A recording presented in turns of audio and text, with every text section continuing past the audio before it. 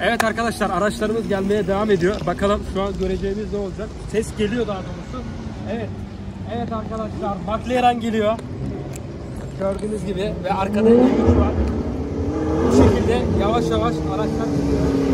Bir tane McLaren.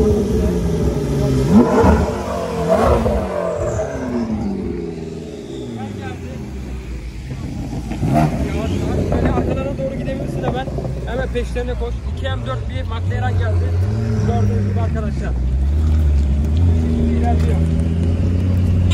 Go get off my back.